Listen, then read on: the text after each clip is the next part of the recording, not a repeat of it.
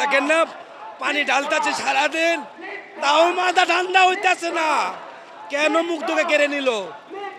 কেন মুগ্ধকে কেড়ে নিল বলেন? কেন? পানি তো অপরাধ, মানুষকে পানি তো অপরাধ। দিল্লি না ঢাকা, দিল্লি না ঢাকা। ডাক্তার মোহাম্মদ ইউনূস বিশ্ববরেণ্য মানুষ, আমরা সম্মান করি, ভালোবাসি স্যারকে।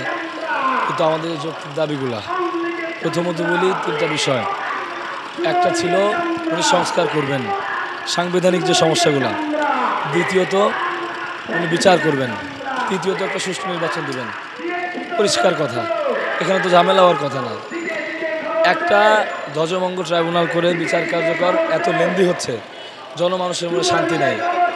যে মায়ের কোলগুলা খালি হয়ে গেছে, তারা এখনো যায় না, আমাদের বিষয়ে ভাবতেছে।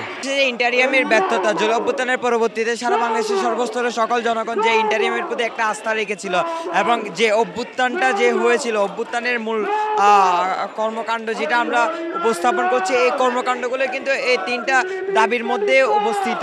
তো ইন্টারিয়ামের উচিত ছিল তারা দায়িত্ব পালন অবস্থায় বা দায়িত্ব পাওয়ার পর এই তিনটা দাবি নিয়ে কাজ করা।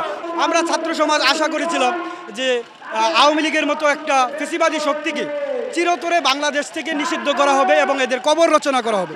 কিন্তু অত্যন্ত দুর্ভাগ্যজনক হলেও সত্য, কোনো প্রকার কী জন্য বা কোন ধরনের দুর্বলতার কারণে, কোন ধরনের দুর্বলতা তাদের মধ্যে আছে, যেই কারণে আমাদের বর্তমানে ইন্টেরিয়াম বা আমাদের যে তৎকালীন যে সরকার বলেন তাদেরকে আমরা ক্ষমতায় বসালাম, তারাও কেন এটার সুরাহা করতে পারতেছে না। কিংবা আজকে 8 মাস পরে, প্রায় 8 মাস পরে কেন আবার আওয়ামী লীগকে নিষিদ্ধের দাবিতে মানুষকে রাজপথে আসতে হবে?